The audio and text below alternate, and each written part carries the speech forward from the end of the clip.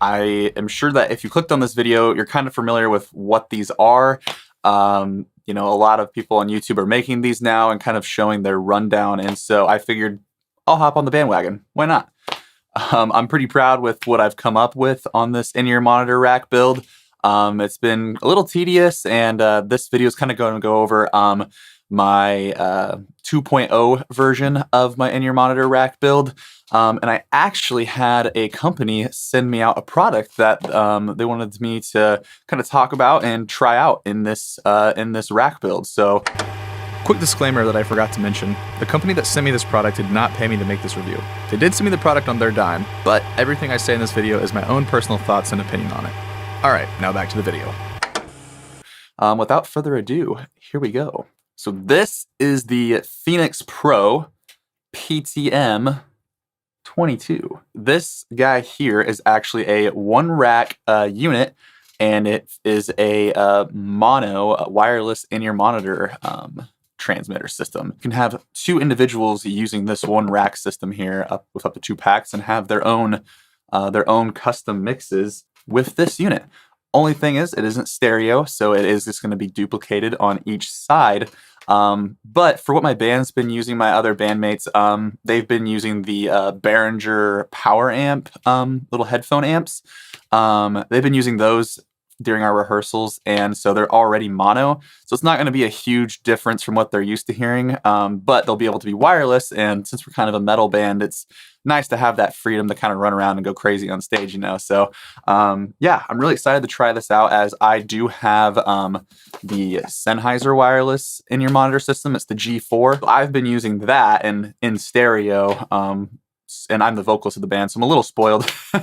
All right, let's get this puppy open.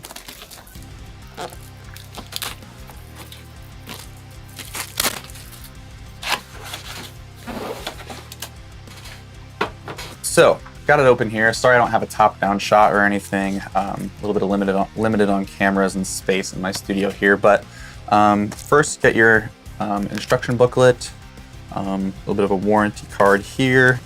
Got some cables here, some antenna extenders, so that way you can have the antennas on a antenna distribution plate if you want it to be more in the back, if you have multiple antennas. So that's handy. Looks like it comes with some earbuds, or as they call them, in-ears. I would not suggest using these just because I would probably use actual in-ears, but who knows? I'm not gonna diss on them. Somebody else can try them and say if they like them, but so those do come with it in case you know are needing some in-ears. AA batteries for the transmitters, power for the rack itself, and I think these are, yep, rack ears, which are great for mounting it into a rack. Who would have thought? So yeah, that's good. Let's see. Oh, here's the transmitter. Okay, transmitter. Only thing is with the transmitter, transmitter is completely plastic. Have you heard that? Feels like it could easily break. Okay, get a nice click when you turn it on. That's always handy. A little bit of a display here. Let's see if there's a little, oh, yep. This is always satisfying me. Yeah, there you go. Peeling off that. The little screen protector is always satisfying. The actual door, when you open it, is completely plastic, even the hinge. So I could just see that, like, after getting, you know, night after night, having new batteries put into it, just possibly wearing out or breaking. So that's something that might want to be aware of if you plan on using this a lot. I could see this being good for maybe like a house of worship where only it gets used on like Sundays, you know, not as often. So yeah, just something to keep in mind. We've got the antennas, nothing crazy here. And then I have the actual receiver. Okay, here it is, all of its glory. Got channel 1, channel 2 right here. Nothing crazy.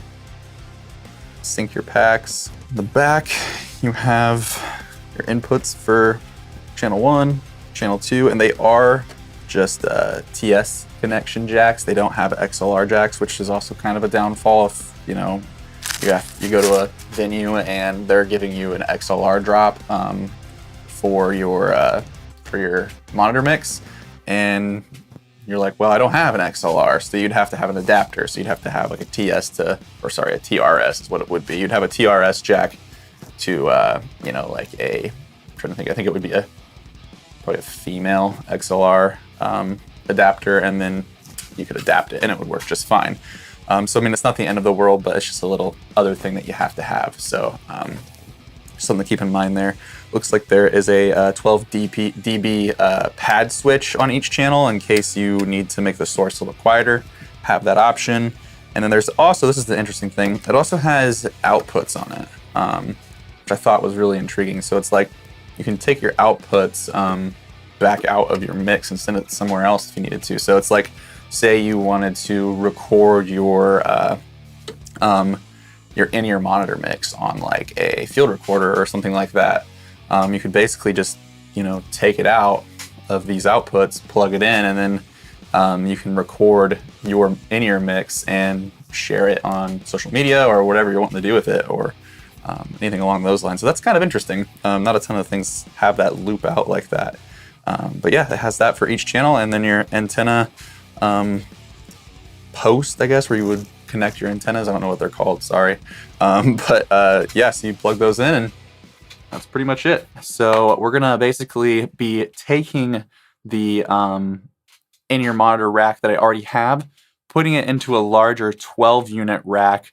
That's actually wood, because my other one is one of the molded plastic gator cases, which has been great. But if we're going to be kind of gigging out every now and then a little bit more, I don't want to just risk breaking it, because we got quite a bit of expensive equipment in that rack. But yeah, so we're going to be moving everything over from that gator case into the new wood case. So I'll kind of let you guys check that out and follow along with my journey, and then I'll go over kind of the signal flow, what we all got on that rack, and then kind of give my thoughts on what I thought of the PTM-22 and kind of how it compares to the G4 from Sennheiser. So yeah, without further ado, let's go.